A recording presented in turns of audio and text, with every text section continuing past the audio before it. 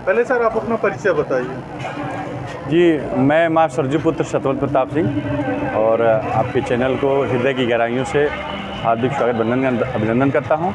मैं वही सतवंत हूँ जिसे लोग कमरिया घाट पुल जल सत्याग्रह आंदोलन के रूप में, प्रमुख जल सत्याग्रही के रूप में जानते और पहचानते हैं और माँ सरजूपुत्र के नाम पे पहचानते हैं। किन मुद्दों पे आप चुनाव लड़ रहे हैं? देखिए, सतवंत विकास के मुद्दों को लेकर के, क्षेत्र की जन समस्याओं को लेकर के विकास इस चुनाव मैदान में आया है, जिसमें कई मुद्दे हैं, जिसमें इस क्षेत्र के विकास से संबंधित हर विधानसभा के अलग अलग मुद्दे हैं। जिसमें ये है कि हमारा दक्षिणांचल का जो इलाका है ये रेलवे से नहीं जुड़ा हुआ है और रेलवे से जुड़ने के लिए इसको है कि संत कबीर नगर से इलाहाबाद को जोड़ने वाली एक रेल लाइन आवे और साथ ही साथ यहाँ पर जो है एक सुपर स्पेशलिटी हॉस्पिटल की व्यवस्था हो। माँ सरजू के तट पर रिवर फ्रंट बने और कमरिया घाट राष्ट्रीय फलक पर पर्यटन के रूप में चमके। साथ ही राजा मरुद ध्वज की कुटी का जुड़े द्वार हो। हमारे वहाँ बहुत ही बड़े संत हैं जो है ब्रह्मचारी बाबा, उस कुटी का बहुत बड़ा नाम है वहाँ पर, वो राष्ट्रीय फलक पर चमके। गोविंद शाह का मेला है वो भी राष्ट्रीय फलक पर चमके। साथ ही साथ खलीलाबाद की जो चीनी मिल है वो बंद पड़ी है किसानों के लिए, तो वो चीनी मिल चालू हो और एथलान प्लांट वहाँ लगे। साथ ही बखीरा के जो झील है वो जो है जिसका जो ख्याति प्राप्त झील है, जिसकी चर्चा देश और विदेश में है। मैं गया था घूमने के लिए तो देखा कि बखीरा की झील नहीं, वो पोखरे के समान है। तो उस झील का जुड़ेदार हो, काफ़ी विकास हो उस झील का और रामगढ़ तार के तरीके से वो झील चमके। ये सपने लेकर के साथ ही शिक्षा के क्षेत्रों में हर ब्लॉक स्तर पर एक है जो प्राथमिक विद्यालय है उसमें मॉडल विद्यालय बने।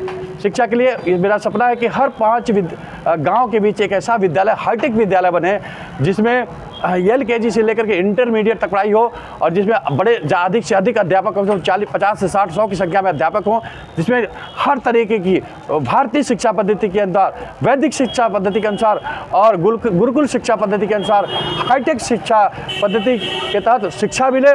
भारत का जब जो छात्र है निकले तो जिस प्रकार विवेकानंद जी ने भारत का डंका विश्व पटल पर फहराने का काम किया, उसी प्रकार यहाँ का नौजवान विश्व पटल पर जब जाए तो उसकी चमक दिखे। इसलिए शिक्षा के लिए व्यवस्था हो। स्वास्थ्य के लिए हर जगहों पर जो हर ब्लॉक स्तर पर एक जो है मॉडल सामुदायिक स्वास्थ्य केंद्र हो और मॉडल व्यवस्था बने। इनको लेकर के युवाओं के लिए, चूँकि युवा हो तो एक युवा सोच है कि देश लेवल पर युवा आयोग का गठन हो और युवाओं के लिए रोजगार गारंटी कानून पास हो। साथ ही साथ कम से कम हर देश में 3 करोड़ युवाओं को रोजगार, युवा उद्यमी बनाया जाए और बैंकों को उनको चक्कर न लगाना पड़े। 1 सप्ताह के अंदर उसकी एक ऐसी योजना बने कि चूँकि युवा जाता है बैंकों में, जाते जाते चप्पल घिस जाता है, ऐसी नौबत ना आवे। 1 सप्ताह में ऐसा कानून बने कि 1 सप्ताह में उसको लोन्स मिले और युवा उद्यमी बने। विकास के लिए जो आंगनबाड़ी कार्यकर्त्री हैं, जो हमारी आशा कार्यकर्तियाँ हैं, उनको वेतन नहीं मिलता सही तरीके से वो काम करती हैं, तो उसके लिए आंगनबाड़ी कार्यकर्तियों को और आशा कार्यकर्तियों को उनको कम से कम अच्छा वेतन, कम से कम 30,000 रुपये महीने का वेतन मिले। जो शिक्षा मित्र हैं उनका समायोजन हो और तमाम गाँव गरीब किसानों के लिए व्यवस्था हो। जो समूह की महिलाएँ हैं, गाँव में लोग जो समूह बन रहा है वो महिलाएँ मेहनत करती हैं, उन महिलाओं का एक समुचित विकास हो, उसके लिए एक व्यवस्था हो। कम से कम 2,000 रुपये प्रति महीना उनके लिए हो।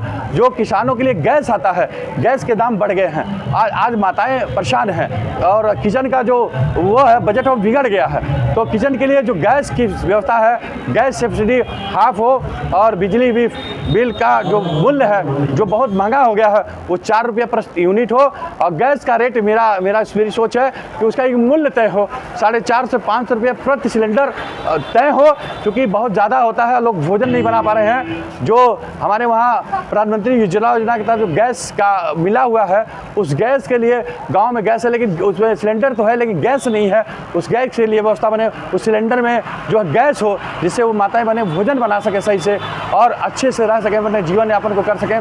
तो तमाम ऐसी समस्याएं हैं, हर व्यवस्था हर क्षेत्रों में। सड़कें खराब हैं, सड़कों की जो दुर्दशा है वो देख करके बड़ी पीड़ा होती है। सड़कें चमचमाती हुई सड़कें इस लोकसभा क्षेत्र के प्रत्येक ग्रामीण इलाके की बने और कई जगहों बाढ़ की समस्या है, जैसे बेलघाट का इलाका, वहाँ बाढ़ आ जाती है तो वहाँ पर भर्ची विसिया में रेगुलेटर पंप लगाया जाए। जब नदी का जलस्तर बढ़ जाता है पानी रेगुलेटर से नहीं निकल पाता, पंप लगने से ऊपर से निकल जाएगा तो निकलने के बाद वहाँ पर एक हज़ारों हेक्टेयर फसलें जलमग्न होने से बचेंगी। हर किसानों के लिए हर जो है थाना स्तर पर जो किसानों की फसलें हैं वो आग से जल जाती हैं, अक्सर बर्बाद हो जाती है, कई घर जल जाते हैं। हर थाना स्तर पर एक दमकल की फायर ब्रिगेड का स्टेशन हो, फायर स्टेशन हो और दमकल की गाड़ियाँ हों, जिससे कम समय में पहुँच सके और ये व्यवस्था हो सके। इन मुद्दों को लेकर के आया हूँ। और कमरिया घाट के लिए, जिसके लिए हमने आंदोलन किया, बहुत संघर्षों के बाद कमरिया घाट का पुल बना, उसके बाद गोरखपुर लिंक एक्सप्रेसवे भी योगी जी से मांग कर लाया और 2 की गलियारा भी जा रहा है। तो सतवंत ने बिना पद पर रहते हुए काम किया है, विकास किया है, सपना है कि और भी काम करेगा। हर अगर सतवंत चुनाव जीत करके जाता है, जनता विश्वास दिलाती है, चुनाव जीत करके जाता है तो सतवंत विश्वास दिलाता है। हर ब्लॉक स्तर पर एक कार्यालय होगा, जनता के लिए जन सुलभ होगा और जनता हमेशा जन सुलभ नेता खोजती है, तो रहेगा, जनता की समस्याओं को सुनेगा, उसके लिए काम करेगा सतवंत।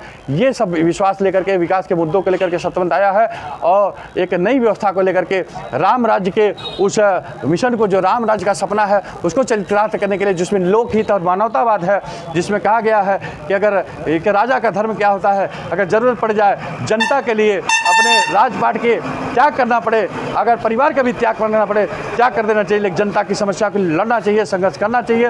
तो तमाम चीज़ों को लेकर के कि अगर मुझे सेवा का अवसर मिलता है, क्योंकि मैं नेता नहीं हूँ, इस धरती का बेटा हूँ, सेवा का अवसर मिलता है तो इस क्षेत्र के लिए काम करूँगा। और सबसे बड़ी पीड़ा जो, क्योंकि सतवंत इसलिए आया है, एक पीड़ा हुई सतवंत के अंदर, वो पीड़ा ये हुई कि ये जो हमारे यहाँ एक मंत्री हैं, जो वर्तमान सांसद हैं प्रवीण निषाद जी, उनके पिता हैं संजय निषाद जी।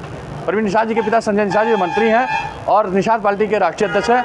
उन्होंने विगत कुछ दिनों पहले सोशल मीडिया, प्रिंट और चैनलों के माध्यम से एक बयान आया था उनका, जिसमें उन्होंने भगवान राम के प्रति अमर्यादित टिप्पणी किया था, जिसमें उन्होंने कहा था भगवान राम दशरथ के पुत्र नहीं हैं, नाजायज जैसे शब्दों का प्रयोग किया था। उससे मेरे मन में बहुत पीड़ा हुई। एक तो 5 साल में आपने कोई विकास नहीं किया, जनता के बीच गए नहीं, और जनता जो है इस तरीके की बातें करते हो तो बहुत पीड़ा है। और ये राम का अपमान नहीं है, ये पूरे देश का अपमान है, राष्ट्र का अपमान है, लाखों लाखों करोड़ों करोड़ हिंदू जो है राम भक्तों का अपमान है। ये बहुत बड़ा अपमान किया संजय निषाद जी ने। इसके लिए जो पीड़ा है मेरे मन पर, इनको जवाब मिलना है।